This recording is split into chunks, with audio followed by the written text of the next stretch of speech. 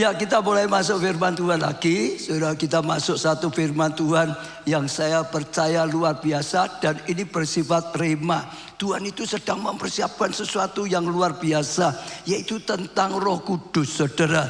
Ya, temanya New Deep in the Holy Spirit atau kedalaman baru dalam Roh Kudus. Artinya apa? Kedalam baru dalam Roh Kudus. Artinya kita sedang diajar, kita sedang diajak semakin dalam, semakin dalam, sekalian dalam. Ya, hubungan kita dengan Roh Kudus semakin dalam, sekalian dalam. Kita berjalan dengan Roh Kudus. Saya percaya ini akan buat hidup kita terus naik level, hidup kita terus dikuatkan, hidup kita dalam kemenangan. Kemenangan faktor utama adalah saudara Roh Kudus. Karena Roh Kudus adalah Tuhan sendiri yang ada di dalam kita, yang berkarya di tengah-tengah kita, saudara. Ya, hari ini temanya khususnya adalah satuan memanggilmu lebih dalam. Jadi sedang diajak lebih dalam lagi, saudara.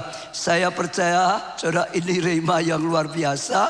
Beberapa hari saya sudah melihat, saudara, kira-kira 3 hari yang lalu ada yang WhatsApp saya tanya, saudara, dari luar kota Jepara, gimana bisa ngikuti sebuah kegiatan gereja kita sepenuhnya gitu, saudara. Dulu lihat TV sudah, tapi tidak setiap saat di sana ada. Lah, ingin terus maupun pagi, maupun siang, maupun malam. Jadi ya, kasih penjelasan dikit, lewat radio kita 24 jam, lewat internet, saudara, ya, di YouTube, di mana-mana bisa juga terus. Jadi senang sekali dan saya percaya ini salah satu contoh lapar dan haus, ingin lebih lagi. Hanya 1 kali, 2 kali enggak cukup. Dia merasa tangkap, diberkati lewat pujian penyembahan, lewat firman, saudara. Satu lagi, saya juga sangat kagum kemarin Jumat, saudara. Saya dari kantor mau ke pastori, tapi lewat bawah ketemu dengan seorang bapak, enggak tahu datang ini, namanya Pak Suto, gitu, saudara. Siapa, saudara? Pak Suto. Jam 4 saya pulang ketemu Pak Suto, dia nyala begitu, saudara. Saya tanya, ya, ini datang dalam rangka apa? Dia berkata, Pak, saya mau ikut Miracle Night Worship, saudara. Saya yang heran, Miracle Night Worship kan jam 10 malam. Ini jam 4 itu sudah datang ini, saudara. Dari luar kota jam 4 sudah datang, saudara. Lalu saya berkata, sudah datang. Dia berkata, ya Pak, enggak apa-apa, saya mau pondok Daud dulu, katanya. Jadi jam 4 itu sudah datang, pondok Daud dulu sampai jam 10 ikut Miracle Worship sampai besok pagi, saudara. Hanya orang yang lapar dan haus hatinya yang akan terbakar, yang akan terus cari Tuhan, yang akan terus berjuang. Dan saya percaya ini awan setapak tangan yang Tuhan tunjukkan. Akan ada lapar dan haus yang luar biasa, akan ada lawatan yang luar biasa, akan ada karya Roh Kudus yang luar biasa, yang menyalakan hidup kita. Hidup yang penuh dengan kuasa, hidup yang penuh dengan karya Tuhan yang nyata sekali, saudara. Jadi saya bersyukur tema ini sudah diatur, saudara. Enggak kebetulan, besok sudah mulai doa puasa. Ini lebih lagi lapar dan haus, saudara. Saya ajak semuanya belajar doa puasa. Kenapa? Doa puasa lemahkan daging, enggak makan, tapi bangun roh kita supaya hidup kita penuh kemenangan. Ya, apalagi yang dulu dari sepupu, saudara, sudah biasa setiap tahun pasti ada puasa 1 bulan. Setelah dari orang Kristen jangan malah manja, kuatlah dulunya setiap bulan sudah biasa, nggak ada kompromi, kuat nggak kuat itu nggak ada kompromi, saudara. Dalam nama Tuhan Yesus, setelah kita ikut Tuhan lebih dalam lagi, lebih mantap lagi, saudara. Lalu Kamis ada acara apa, saudara? Kamis apa, saudara? Kenaikan Tuhan Yesus, saudara. Itu satu peristiwa yang luar biasa sekali. Ada Natal, ada Paskah, ada kebangkitan, juga ada kenaikan Tuhan Yesus. Dan apa penting? Kenapa ada kaitan dengan ini, saudara dengar? Karena Yesus naik ke surga, maka Roh Kudus turun, saudara, datang di antara kita, saudara, tinggal di dalam kita. Saja Roh Allah berkarya luar biasa. Saya dorong setiap saudara, jangan ada yang tidak datang saudara. Itu akan dipersiapkan. Karena waktu kita meringati kenaikan Tuhan, itulah saatnya Roh Allah turun dalam hidupmu. Roh Allah berkarya atas hidupmu. Roh Allah lakukan sesuatu yang luar biasa, yang membuat tidak mungkin jadi mungkin, yang membuat tidak bisa jadi bisa, yang membuat orang penakut jadi berani saudara, dan akan mengalami breakthrough, terobosan yang luar biasa. Yuk caplek sebelah, jangan lupa ya, kenaikan Tuhan Yesus.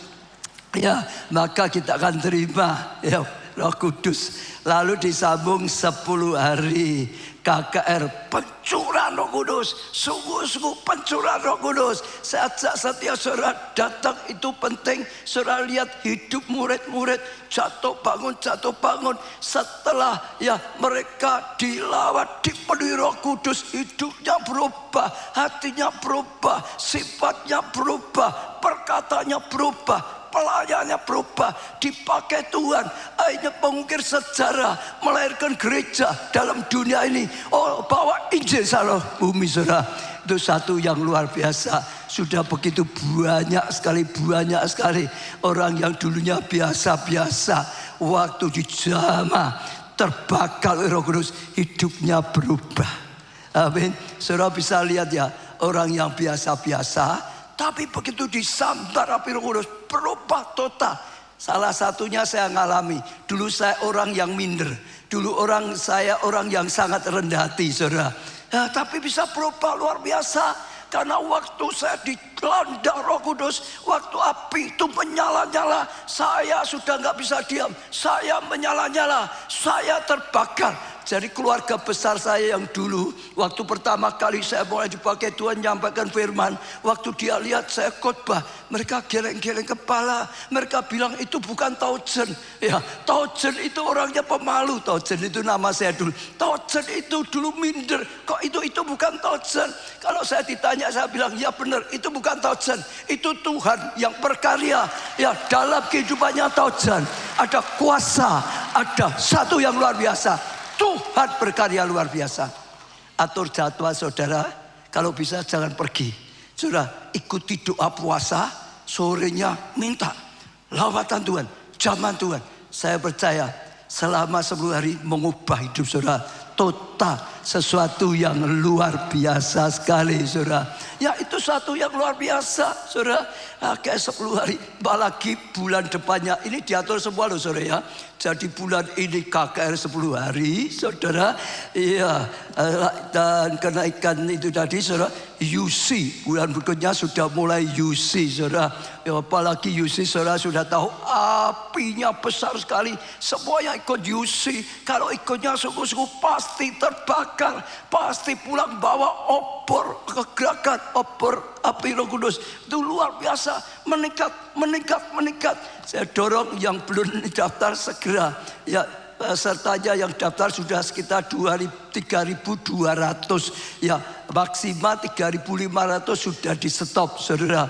Saya percaya luar biasa. Saudara bisa dukung juga orang yang sebenarnya rindu, nggak ada dana, biayai saudara. Saudara ikut andil, nyalakan api. Jajaran saudara semua juga ikut menyala. Tepuk tangan untuk Tuhan kita Yesus Kristus. Nyambung lagi saudara, bulan berikutnya acara khusus yang belum saya sampaikan saudara. Bulan September acara lagi saudara, apa? Ulang tahun gereja. Saya rasa, saya tangkap satu, ini ada sesuatu yang sedang Tuhan susun. Setiap bulan, makin naik, makin dalam, dan sesuatu yang luar biasa terjadi. Saya tangkap sungguh-sungguh. Ya saudara, ya akan kita mengalami kedalaman baru dalam Roh Kudus. Makin dalam, makin menyala, makin bertumbuh, dan itu luar biasa. Makin dipenuhi saudara. Berapa hari juga ada yang tanya pada saya, Pak, apa sih artinya dipenuhi Roh Kudus? Ya kan kita ikut Tuhan sudah ada Roh Kudus, sudah terima Roh Kudus. Ya ada yang tanya, maka saya perlu jelaskan sedikit saudara tentang artinya dipenuhi Roh Kudus saudara. Ya firman Tuhan berkata, atau Yesus berkata, kalau engkau terima Yesus sebagai Tuhan dan Juru Selamatnya, maka Roh Allah, Roh Yesus akan masuk dalam hati kita, akan tinggal dalam hati kita. Setelah itu akan berkarya, saudara. Setelah itu akan terus berkarya menolong kita, berkarya, saudara. Air karya itu seperti air yang mengalir, seperti sungai yang mengalir, dikatakan oleh Tuhan Yesus. Sama kita belajar seri khotbah Yeskiel yang melihat ada bait Allah, keluar air yang mengalir, yang makin lama makin dalam, setinggi pergelang kaki, lebih dalam lagi, setinggal lutut, lebih dalam lagi, setinggi iing pinggang, lebih dalam lagi, sampai menjadi sungai yang besar. Harus berenang. Itulah artinya dipenuhi Roh Kudus. Kita terima Yesus, sudah terima Roh Kudus, saudara.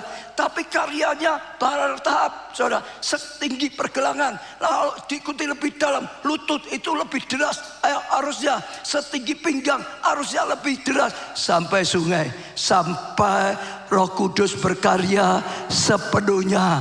Hidup kita dibawa oleh Roh Kudus. Hidup kita dipakai oleh Roh Kudus. Roh Kudus yang pegang kendali. Roh Kudus berkarya sepenuhnya. Artinya dipenuhi itu karya Roh Kudus sepenuhnya. Saat itulah saudara akan lihat kemuliaan Tuhan. Saat itu saudara akan mengalami sesuatu yang luar biasa. Sejak seri khotbah ini sudah jadi langkah-langkah yang luar biasa. Lebih dalam. Lebih dalam, lebih dalam, lebih dalam. Yeskiel 47 ayat 1 sampai 4a kita baca lagi. Kemudian bawa aku kembali ke pintu bait suci, dan sungguh ada air keluar dari bawah ambang pintu bait suci itu dan mengalir menuju ke timur. Sebab bait suci juga menghadap ke timur, dan air itu mengalir di bawah bagian samping kanan dari bait suci itu, sebelah selatan mezbah. Lalu diiringinya aku keluar melalui pintu gerbang utara, dan di bawahnya aku keliling dari luar. Bagian samping kanan dari bait suci itu, sebelah selatan mezbah. Lalu diiring aku keluar melalui pintu gerbang utara, dan di bawahnya aku keliling ke luar menuju pintu gerbang luar yang menghadap ke timur. Sungguh air itu membual dari sebelah selatan, sedang orang itu pergi ke arah timur dan memegang tali pengukur tangannya. Ia mengukur 1000 hasta dan menyuruh aku masuk ke dalam air itu, dan dalamnya sampai di saudara, pergelangan kaki. Ia mengukur 1000 hasta lagi dan menyuruh aku masuk sekali lagi di dalam air itu. Sekarang sudah sampai lutut, saudara. Lah, saudara, kalau saya baca semua dari ayat 1 sampai 12, saya itu selalu terbakar. Mengingat Tuhan itu sudah pernah melakukan perbuatan profetik untuk gereja kita. Jadi ceritanya waktu Tuhan berkati kita, beli gedung Biskup Setar, saudara. Dan mulai dipakai, saudara. Ada sesuatu yang terjadi luar biasa. Dulu gedung Biskup Setar itu sekitar dari sini loh, saudara. Dari sini sampai di sana. Itu saudara, terus sampai ke depan, saudara. Jadi waktu kita mulai pakai, kita heran mimbar di sebelah kanan itu basah terus. Kita pikir kenapa ya basah? Dilihat bawahnya itu ada kolamnya dulu. Enggak ada, saudara. Ada pipa yang bocor, saudara. Cari enggak ketemu semua. Lalu kita heran, justru di tembok sebelah kanannya, saudara, itu temboknya itu bahasa orang suruh merembes. Ada air yang mengalir. Kita cari, mungkin ini ada pipa yang bocor. Kita buka, begitu kita lubangi, malah airnya mancur, saudara. Terus keluar, saudara. Kira-kira pas tinggi lutut ini, terus keluar gitu, saudara. Dan ternyata, ya saya tunggu 1 jam gak selesai, 2 jam, 3 jam, 5 jam, 10 jam, 1 hari tetap mengalir, 1 minggu tetap mengalir, 1 bulan tetap mengalir, 1 tahun tetap mengalir, bertahun-tahun mengalir terus. Lalu sampai itu di bawahnya saya buat kolam ikan, lalu dari kolam ikan meluber terus airnya, terus keluar sampai di jalan luar di situ, saudara. Itu Seperti persis yang kalau kita baca seperti ini. Itu artinya adalah apa? Perbuatan profetik dari Tuhan. Di Bait Allah ini, di gereja yang Tuhan bangun ini, ada arus Roh Kudus, ada aliran Roh Kudus yang terus akan mengalir, yang terus akan berkarya, yang terus akan berkarya merubah padang gurun menjadi tanah yang subur. Luar biasa. Berhentinya adalah waktu kita bangun ini semua, karena fondasinya besar-besar semua, digali besar-besar. Setelah bangun cari lagi, kita sudah nggak ketemu di mana tempatnya. Tapi itu luar biasa sekali. Itu adalah kejadian profetik yang Tuhan berikan kepada kita. Tangkap terus, imani terus. Itu jadi salah satu yang mengingatkan kita, ada ya Roh Kudus yang berkarya terus menerus mengalir, yang mengubah padang gurun saudara menjadi tanah yang subur. Nah saudara, kita akan belajar beberapa hal tentang tadi airnya sampai di lutut saudara. Berbicara apa air sampai di lutut saudara? Air lutut bicara tentang iman yang teguh dan stabil. Katakan dulu, iman yang teguh dan stabil. Jadi kalau air pergelangan kaki itu adalah cerita mulai saudara melangkah, ikut Tuhan, berjalan. Dulu jauh dari Tuhan, sekarang ikut Tuhan. Sekarang jadi orang Kristen, sekarang percaya pada Tuhan, ikut Tuhan, bagus. Tapi harus terus mengalir saudara, terus ikuti Tuhan sampai arusnya ya lebih deras, tempat yang lebih dalam saudara. Maka dikatakan lutut itu bicara iman, kekuatan, keteguhan. Ada masalah tetap punya iman. Menghadapi badai tetap ada iman. Badai yang besar tetap ada iman. Badai yang sangat besar tetap ada iman. Imannya terus konsisten. Ya bukan kadang-kadang punya iman, kadang-kadang dia terus teguh, terus punya iman, terus punya iman. Tuhan sedang ngajak kita masuk lebih dalam, melangkah lebih dalam lagi saudara. Kalau dulu saudara kadang-kadang punya iman, kadang-kadang nggak punya, sekarang terus punya iman. Kalau sekarang saudara sedang menghadapi tantangan, masalah, terus punya iman. Ada godaan, terus punya iman pada Tuhan. Selalu punya iman, selalu punya iman. Sekali Yesus, selamanya Yesus. Jangan goyah saudara, sampai maju, punya iman yang luar biasa. Yaitu apa? Lutut bicara tentang iman, tentang kekuatan saudara. Lutut itu kekuatan, lutut itu nyangga tubuh kita saudara. Iya, kalau orang umurnya sudah makin tua, biasanya lututnya sudah makin goyah gitu saudara. Jalannya sudah sempoyongan karena lututnya saudara. Betul nggak saudara? Nggak bisa lagi nyangga dengan baik. Tapi kalau orang masih sehat, masih muda, lututnya kuat sekali saudara.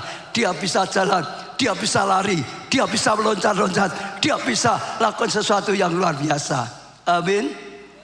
Bicara apa? Iman, kekuatan. Saudara, lutut itu iman yang kuat, iman yang tangguh, iman yang tidak goyah. Saudara, itu bicara lutut. Saya mau tanya, siapa yang pernah belajar bela diri? Angkat tangan. Wah ini belajar bela diri. Saudara, siapa lagi?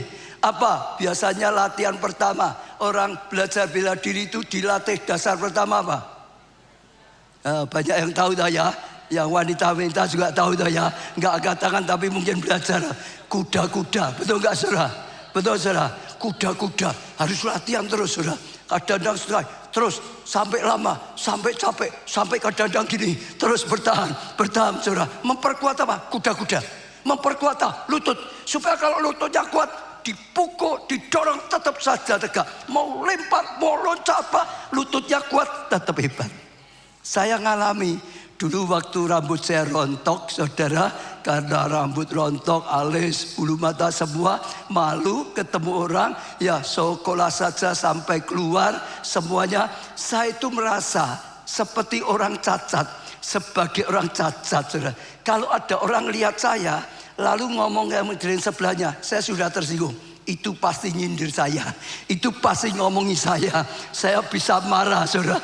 Kalau terus ngomong, terus lihat, terus ngomong lagi, saya bisa emosi saudara. Maka saya ambil keputusan, belajar kungfu. Saya dulu bertahun-tahun belajar kungfu. Jangan menghina saya itu saudara. Kalau menghina saya, kiri kandang sapi, kanan tiongteng gitu saudara. Tapi sekali lagi lagi saja yang pasti yang pertama, ayo lebih dalam. Bukan hanya kaki kita sudah berjalan ikut Tuhan, tapi juga punya kekuatan, iman, kekuatan saudara. Sehingga terus saudara akan tangguh, sehingga saudara akan terus kuat saudara. Karena berbicara iman yang teguh dan stabil. Katakan iman yang teguh dan stabil saudara. Bagaimana kita bisa membangun iman yang teguh dan stabil? Yaitu kita harus punya sifat disiplin. Terus disiplin, konsisten saudara. Saudara bangun, hidupan saudara itu disiplin, konsisten. Terus menerus, setiap hari saudara. Lalu juga saudara bangun misalnya ibadah saudara yang konsisten. Bukan ibadahnya gelangan, kadang-kadang ibadah, kadang-kadang tidak. Saudara bangun pelayanan yang konsisten, renungkan firman yang konsisten. Semuanya kalau saudara konsisten itu akan makin tumbuh. Kita harus punya disiplin. Ya terus, ya konsisten, disiplin untuk konsisten saudara. Kalau itu saudara akan makin bertumbuh. Saudara punya tanaman, ya iman biji sawi, nggak bisa disiram satu tangki, lalu 1 tahun nggak disiram, nggak bisa saudara. Konsisten. Setiap waktu ada waktunya, setiap hari disiram, bahkan teknologi yang maju pakai pipa 1 tetes, 2 tetes, tapi konsisten. Dalam nama Tuhan Yesus, saya ajak setiap saudara coba uji diri. Bagaimana dengan ibadahmu, konsisten atau tidak? Bagaimana dengan doa-doamu, konsisten atau tidak? Bagaimana dengan firman Tuhan, renungkannya konsisten atau tidak? Bahkan termasuk puasa, saudara itu penting sekali. Terus ada saudara dulu waktu aku pertama kali ikut Yesus, ikut doa puasa. Sekarang cuman mesem saja. Itu dulu katanya saudara. Jangan terus. Saudara akan makin mantap, saudara akan makin maju, saudara akan makin terus bertumbuh. Roh saudara akan makin kuat, daging makin lemah, roh makin kuat. Hidupnya terus menang. Termasuk hidup dalam hadirat Tuhan yang konsisten. Kalau saudara terus belajar konsisten ada dalam hadirat Tuhan, saudara akan terus makin bertumbuh. Ada pengurapan yang bertambah.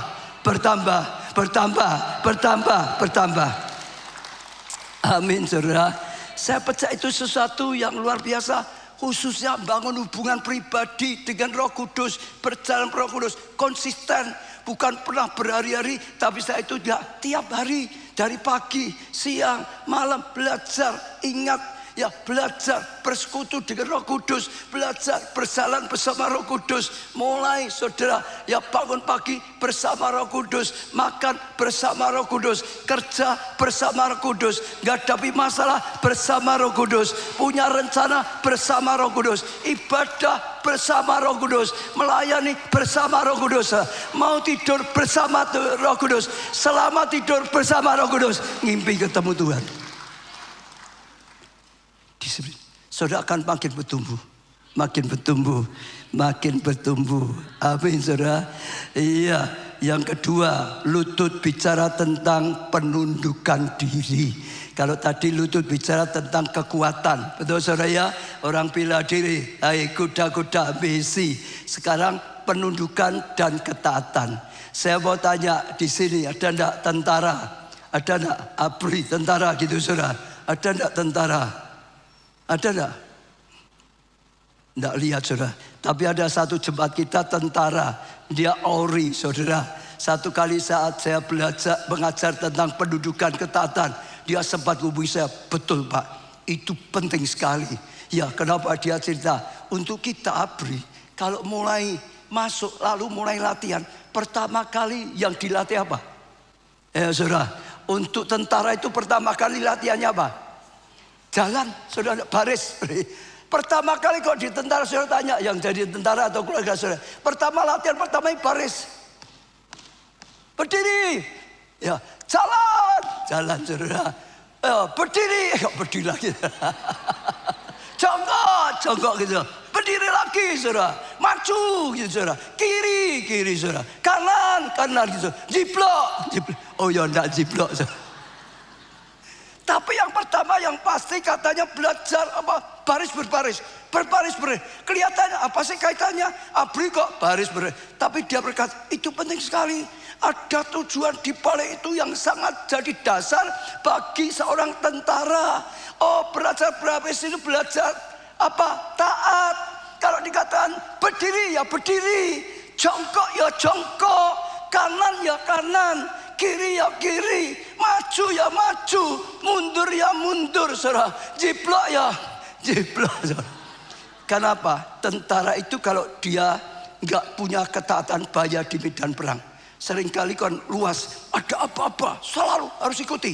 Kalau dia nggak punya pendudukan, nggak punya ketaatan, dia nggak bisa menjadi tim yang solid. Dia tidak akan menjadi pasukan yang kuat sekali. Punya pendudukan, punya ketaatan. Kalau dia nggak punya, bagi dia juga bahaya sekali. Akan mudah salah, akan mudah terjebak, akan mudah ya tertembak dan macam-macam, saudara. Jadi pertama sekali penting sekali penundukan ketaatan. Saudara kalau ketemu tentara ya, setiap saudara ngomong apa atau atasannya saudara berarti mau selalu siap, selalu ngomong apa siap. Jawabannya kan gitu saudara. Selalu itu dilatih demikian rupa sampai jadi habitat, sampai refleksnya seperti itu. Siap. Pokok setiap ada itu siap, setiap ada perintah siap selalu, sampai menjiwai, sampai sungguh-sungguh. Kenapa? Itu dianggap sangat penting. Pendudukan dan ketaatan itu mulat penting. Kalau kita mau bisa dipakai, kalau kita bisa berjalan yang benar, kalau kita mencapai rencana Tuhan. Kita itu tentara Allah. Saya saudara semua ingat ya, tentara Allah. Penundukan dan ketaatan itu mutlak sangat penting. Dialah panglima perang kita, jenderal kita, Tuhan namanya Tuhan Yesus Kristus. Dia akan berbicara melalui firman-Nya. Penundukan, ketaatan itu kunci utama supaya Tuhan bisa pimpin kita. Penundukan, ketaatan supaya Tuhan bisa bawa kita mencapai rencana yang luar biasa dalam kehidupan kita. Supaya kita mengalami segala kasih karunia melalui apa? Tunduk dan taat. Maka diajak tadi imannya makin kuat, makin kuat. Yang kedua, lutut bicara untuk apa? Makin tunduk, makin taat, makin tunduk, makin taat. Kalau selama ini masih ada saudara tahu, ada yang belum saudara taati, ambillah keputusan. Iya, ketaatan yang baru, yang lebih dalam, yang lebih dari dulu. Mulai sekarang ambil ketaatan. Saudara akan mengalami sesuatu yang luar biasa, yang sudah Tuhan janjikan, yang sudah Tuhan katakan. Kisah Rasul 9 ayat 4 sampai 6. Ia rebah ke tanah dan kedengaran olehnya satu suara yang berkata padanya, Saulus, Saulus, mengapa engkau menganiaya aku? Ya, jawab Saulus, siapa engkau Tuhan? Katanya, akulah Yesus yang engkau aniaya itu. Tetapi bangunlah dan pergilah ke dalam kota. Ini perintah. Di sana akan dikatakan padamu apa yang harus kau perbuat. Jadi saudara, Saulus orang yang benci Yesus, orang yang benci orang Kristen, dia tangkap, dia aniaya, dia penjarakan, bila perlu dia bunuh, saudara. Satu kali sedang bawa surat, ya mau ke Damsyik, tangkap orang-orang percaya. Di tengah jalan, Yesus yang dia benci malah datang, malah memperkara diri, justru menyelamatkan dia sampai dia tersungkur dan bersyukur. Dia buka hati, terima Yesus sebagai Tuhan dan Juru Selamatnya. Jadi pengikut Kristus, pengikut Yesus. Saudara dengar, setelah dia diselamatkan, tugas pertama taat, tunduk taat. Dikatakan, Saulus, ya Paulus, engkau masuk kota, temui ya orang-orang percaya, kumpul dengan mereka. Mereka nanti akan memberitahukan kau apa yang harus diperbuat. Lalu kau taati apa perintah mereka, apa pengajaran mereka, taati. Saudara, bagi Paulus itu sulit. Dia itu tahu, dia itu sudah berbuat jahat pada orang Kristen. Dia kalau di situ belum tentu dipercayai. Saksinya siapa? Nggak ada yang lihat, saudara. Betul nggak, saudara? Malah dicurigai. Ini Yusuf mungkin, ini Yusuf mungkin. Atau dipercaya, ini dulu membantai keluargaku. Wah, mungkin disilman. Bagi dia untuk ya taat, mau datang rendahkan diri, mau ikut, itu berat. Tapi sekali lagi, sulit tidak sulit, dia harus belajar tunduk dan taat kepada Tuhan. Betul saudara? Dan setelah itu nanti dikatakan mereka akan bergabung ke Komsel. Satu kelompok gereja mulala, satu kelompok Komsel. Betul nggak saudara? Lalu harus mulai belajar tadi pengajaran rasul-rasul, belajar kalau kita seperti Som dan seterusnya. Jadi setelah diselamatkan, Paulus tugas utamanya adalah tunduk dan taat. Tunduk dan taat, tunduk dan taat, supaya Tuhan bisa gabungkan, supaya Tuhan bisa tuntun, supaya Tuhan bisa pakai, dan akhirnya dia dipakai Tuhan secara luar biasa. Kuncinya apa? Penundukan dan ketaatan.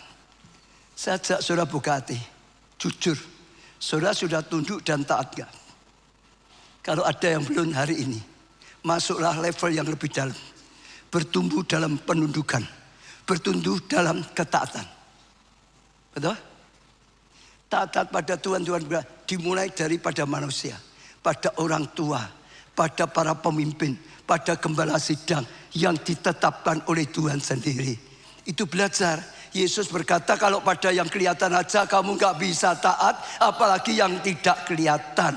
Ya enggak, itu nonsen. Belajar, tunduk taat. Apalagi terhadap firman Tuhan, belajar. Percaya firman, ikuti firman, lakukan firman. Saudara akan mengalami kebenaran firman. Saudara akan terus makin bertumbuh. Saudara akan dipakai lebih lagi. Saudara akan mengalami rencana Tuhan yang luar biasa.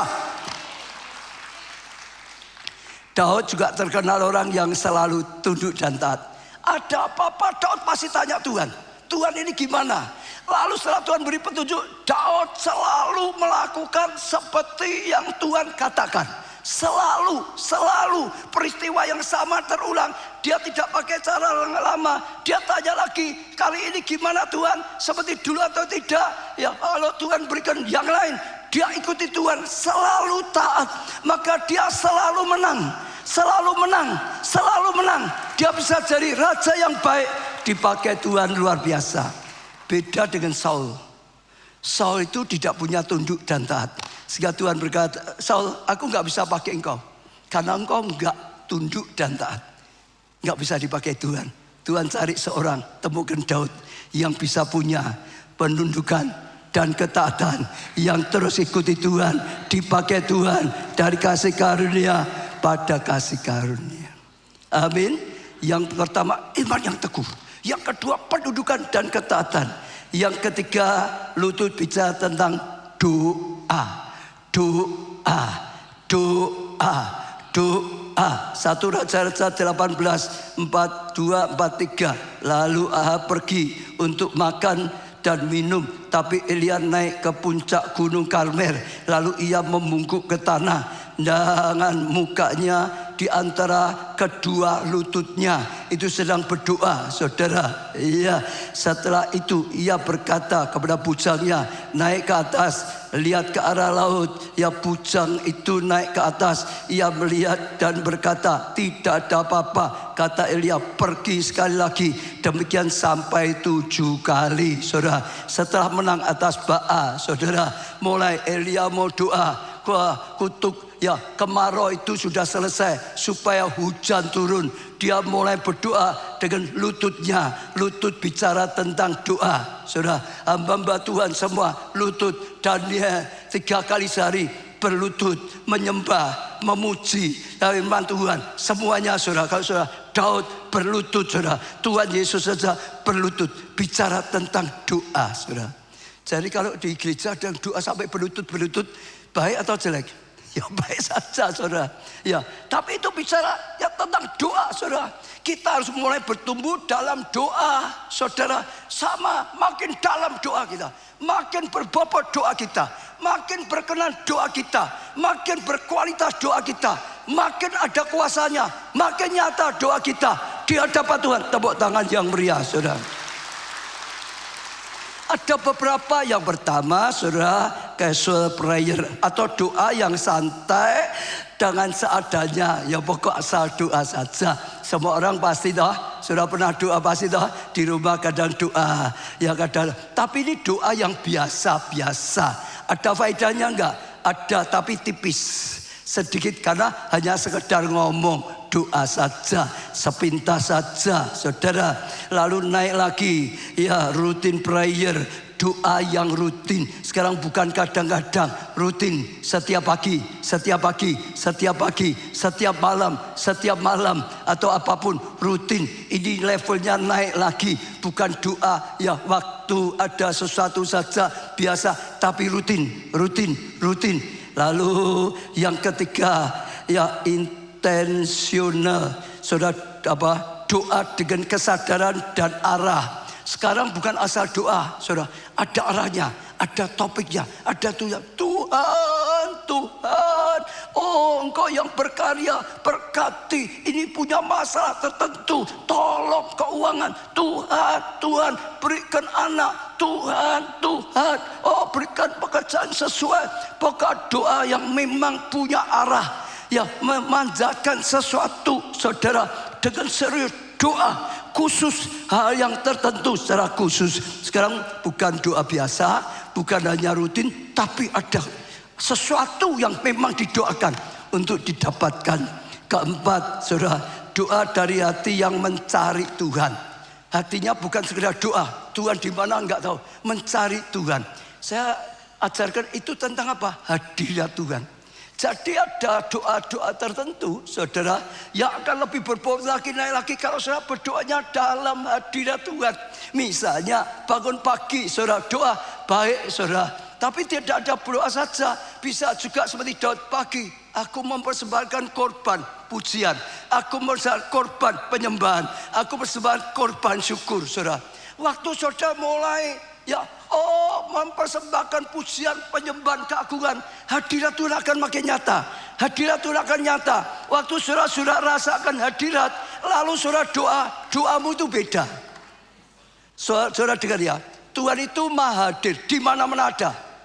Tapi kalau kita sungguh-sungguh lakukan sesuatu seperti tadi, Tuhan berkata, pujian penyembahanmu membuat Tuhan hadir, membuat Tuhan bertata. Kalau Tuhan sampai berkenan menyatakan hadirat, kita bisa merasakan. Saat Tuhan itu menyatakan hadiratnya, saat itu Tuhan ingin berkarya, saat itu Tuhan mau menjawab, saat itu Tuhan mau mendengar, saat itu Tuhan berkarya. Doamu itu sungguh-sungguh ada pengurapan. Beda, saudara. Jadi dalam hadirat belajar hidup dalam hadirat, saudara. Senantiasa di jam-jam doa saudara, di setiap saudara bekerja, di setiap saudara melakukan apapun, selalu belajar hadirat. Bagi saya melatih hidup dalam hadirat, saya menyadari ada Tuhan. Nyadari dulu. Saudara praktek, nyadari saja sudah lebih mulai ada hadirat. Setelah itu apa saudara? Menanggapi, diajak bicara, dipuji, saudara. Ya ditanggapi, bukan hanya dari Tuhan ada. Ya semua orang nyadari Tuhan ada. Dia ada, sadari, dipercaya dan ditanggapi. Sehingga kita punya pergaulan yang intim dengan Tuhan. Ditanggapi, saudara, diajak bicara. Oh saudara, ada sesuatu yang luar biasa dalam hadirat. Saudara, setelah itu saudara nanti akan mengalami Tuhan berkarya, Tuhan hadir. Yang penting doa dalam hadirat Tuhan. Sebab beda sekali, saudara, sekedar doa dengan sedang ada dalam hadirat itu beda. Tuhan nyatakan hadiratnya, Tuhan itu siap berkarya. Ya, itu satu yang luar biasa. Yang kelima, saudara, doa perang atau doa peperangan, gunakan otoritas. Yesus berkata, tanda-tanda orang percaya sudah diperlengkapi. Dia akan usir setan, setan akan pergi, setan akan lari. Gunakan kuasa. Ada enggak setan, saudara? Banyak Alkitab saja berkata Yesus usir setan, berarti ada setan. Apalagi Tuhan beri kuasa, usir setan dalam namaku, setan akan lari. Jadi anak Tuhan jangan jireh, jangan penakut, saudara. Dikit takut, ditakut, usir setan. Sudah diberi otoritas, gunakan otoritas, gunakan kuasa. Nanti dalam doamu makin lama otoritasnya makin nyata, makin lama makin ada kuasa. Semua yang makin dipakai, makin sering dipakai, mengalirnya makin besar, otoritasnya makin nyata, kuasanya makin lama. Usir setan. Setan apa? Setan malas, setan cabul, setan judi, setan scroll terus menerus. Selesai. ya macam-macam. Usir setan. Setan akan lari. Sehingga kita terus dalam hadirat Tuhan yang luar biasa sekali, saudara. Lalu yang keenam, doa yang meluap dari seruan hati yang mendalam. Teriakkan dari hati nurani. Teriakkan dari roh kita. Bukan biasa-biasa saja. Ada tujuannya, ada dalam hadirat Tuhan. Tapi itu merupakan teriakan dari batin kita, dari roh kita, dituntun oleh Roh Kudus. Ada teriakan yang luar biasa. Itu doa, seperti mengerang, doa yang punya kuasa. Saudara, saya belajar banyak pertama di Korea. Kalau saya di sana, saya pernah tayangkan orang Korea dulu ya, saudara, waktu saya belajar di sana.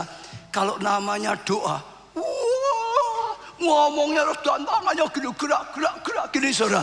Ya, kapan-kapan videonya ditayangkan lagi, saudara. Bergerak, saudara. Jadi waktu kita ikut di sana, saya lihat, saya bawa rekaman. Saya akhirnya nggak doa, malah lihat orang yang doa, saudara. Karena di Indonesia nggak ada orang doa seperti itu. Wah, kalau membawa anak orang sana itu seperti kita dulu ya, pakai lendang, saudara. Anaknya ditaruh di belakang gitu, saudara. Tetap doa gitu, saudara. Nggak bisa berhenti, nggak bisa di stop. Bisanya nyetopnya pakai apa? Lonceng, baru berhenti. Nah, betul, saudara. Selama belum lonceng bunyi, nggak berhenti mereka. Wah, seperti apa ya dulu saya nggak marah bunta. Wah, luar biasa sekali. Nyatanya doanya penuh kuasa. Tuhan berkarya luar biasa. Ya, gereja yang bertumbuh, selamatkan banyak jiwa. Gereja terbesar saat itu. Lalu di Nigeria sama. Saat ini terbesar di Nigeria. Kalau sudah ke Nigeria, wah, muji saja, wah, juga doanya sudah luar biasa sekali, saudara. Itu satu orangan, satu doa yang sungguh-sungguh, saudara. Dan itu membuat kegerakan yang luar biasa. Ingat, kalau saudara, ibadah sudah selesai ya, saudara. Sebagian orang masih lari, ya, di bawah mimbar, doa lagi, doa peperangan, doa. Tapi mereka doanya tuh sudah luar biasa sekali. Doa seperti ini didengar. Saya beri contoh lah. Tadi hanya doa yang dengar, tapi yang paling jelas Bartimius. Waktu Tuhan lewat, Bartimius tahu Yesus salah jawaban. Dia enggak diem, dia enggak doanya pelan-pelan. Yesus, anak Daud, tolong! Yesus, anak Daud, tolong! Teriak, saudara. Yesus seperti yang enggak, dia jalan terus, dia terus ikuti teriak. Yesus, tolong! Murid-muridnya marah, ditegur dia enggak berhenti. Doanya, teriaknya lebih keras lagi. Yesus, tolong! Jangan lewatkan, tolong! Dan ternyata doa seperti membuat Yesus berhenti. Apa yang kau inginkan? Supaya aku bisa melihat, sembuh. Kok menang, saudara? Belajarlah punya doa yang makin berkualitas, yang makin punya kuasa, yang menggetarkan surga, yang menjamah hatinya Tuhan, menggetarkan hati Yesus. Berhenti, mendengar, dijawab. Saat ini Tuhan sedang butuh anak-anak Tuhan dipakai untuk menjadi pendoa-pendoa yang membalikkan dunia, yang membalikkan bangsa, yang membalikkan kota, yang membalikkan keluarga, bahkan kehidupan masing-masing secara luar biasa. Saudara perhatikan semua itu melakukannya secara hebat, luar biasa. Coba dikeluarkan berapa tokoh itu, ya, mereka punya kehidupan rohani dan doanya luar biasa. Berapa tokoh reformasi lah, saudara ini. Misalnya lah Martin Luther saja. Ini tokoh ya Protestan yang melahirkan Protestan, saudara ya. Saudara, siapa Martin Luther di sini? Ini aja kehidupan doanya, saudara. Martin Luther sangat kuat dalam doa. Dia doanya kuat sekali, bukan asal-asalan. Doanya sangat kuat, saudara. Ia berkata, saya memiliki begitu banyak pekerjaan sehingga saya harus menghabiskan 3 jam pertama dalam doa. Tugasnya banyak, makin banyak orang berkata sibuk banget kok. Doanya dikurangi sedikit dulu. Dia tidak, makin banyak doanya. Makin banyak tugasnya, makin banyak kerjanya. Doanya juga makin banyak.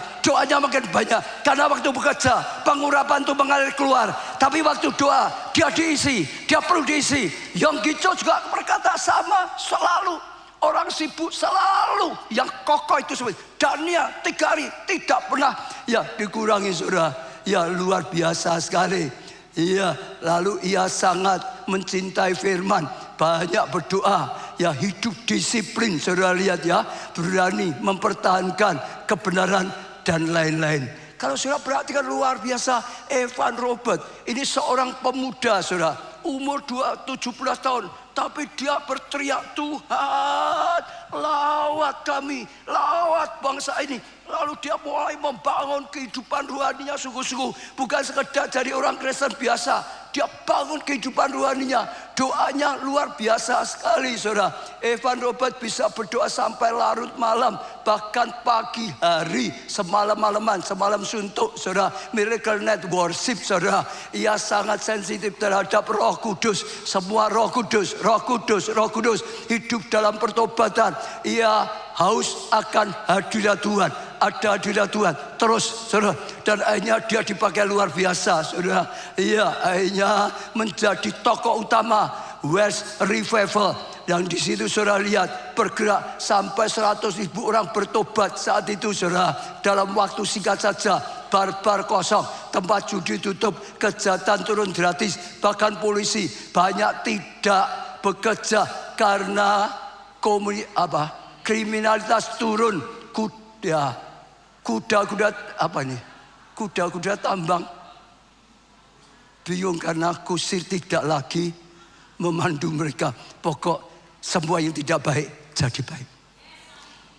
Orang muda dipersiapkan akan dipakai Tuhan luar biasa.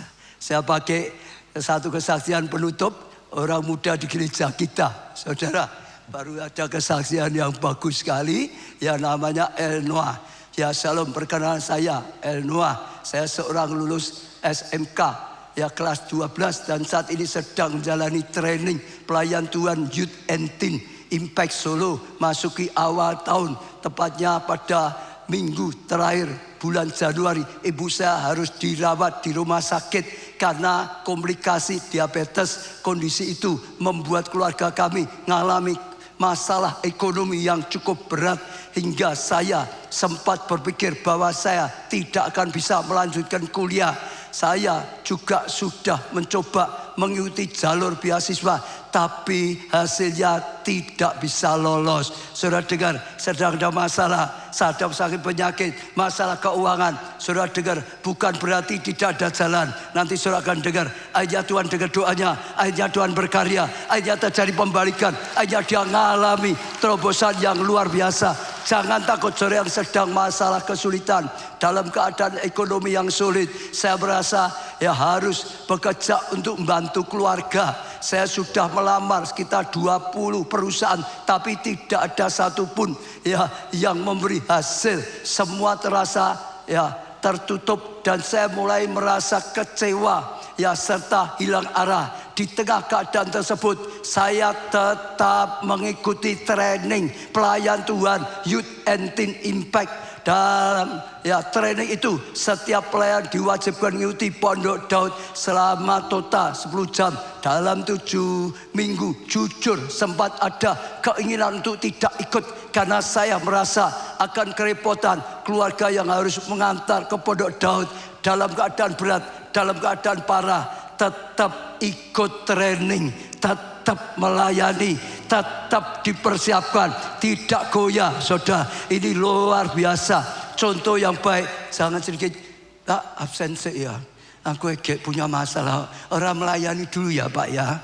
Nggak ikut komsel dulu ya. Ini sedang keliru. Justru lebih dekat lagi dengan Tuhan. Justru lebih maju lagi dengan Tuhan. Nanti saudara akan lihat tangan Tuhan diulurkan atas saudara. Ya, melalui semua proses ini saya belajar bahwa ketika saya mulai lelah, kecewa, bahkan kehilangan arah, Tuhan tetap ya bekerja dengan caranya sendiri. Saya juga belajar bahwa berjalan bersama Tuhan tidak bisa dilakukan sendirian. Ya, untuk Tuhan memakai komunitas, ya ikut tim youth tadi, komselnya, teguran dan orang-orang di sekitar kita untuk apa? Menguatkan serta membawa kita kembali kepadanya. Karena itu saya percaya bahwa mengandalkan Tuhan dan tetap tertanam dalam komunitas yang benar adalah hal yang sangat penting. Sebab di sanalah Tuhan membentuk, menjaga, dan menuntun kita melewati setiap proses kehidupan. Dengar saudara, dia justru tahu, dia nggak mau tinggalkan komunitas. Dia tetap ikut youth dan tim. Dia tetap ikut training. Dia tetap ikut ibadah. Nggak mau tinggal. Karena justru disitulah kamu temu teman. Ada yang menghibur. Ada yang menguatkan. Ada yang mengarahkan. Ada yang terus saudara memperhatikan. Sehingga terus dapat kekuatan. Sehingga terus ada yang bimbingnya saudara. Ya, lanjutkan. Tuhan sungguh ajaib. Tepat pada hari ketika saya sudah mengambil komitmen untuk Pondok Daud, tiba-tiba saya menerima pesan WhatsApp yang berisi bahwa lamaran kerja saya diterima. Susu saat komitmen, Tuhan itu lihat hati. Sewaktu saudara berani komitmen, Tuhan itu lakukan sesuatu. Ya, malah bukakan Tuhan langsung. Mujizat Tuhan tidak berhenti sampai di situ. Pekerjaan yang saya terima ternyata memberi banyak hal yang luar ya perkiraan saya, sehingga seorang yang baru lulus SMK, Tuhan memberikan pekerjaan dengan gaji yang sangat baik. Melalui pekerjaan ini saya melihat bagaimana Tuhan mulai mengubah keadaan hidup saya sedikit demi sedikit, makin bertumbuh saudara. Saya belajar bahwa ketika Tuhan bekerja, Dia sanggup membuka jalan yang sebelumnya tidak pernah saya bayangkan. Masih ada banyak saudara, tapi saya ajak, ayo semuanya, anak-anak, orang muda, orang tua, Tuhan akan berkarya, Tuhan akan pakai luar biasa.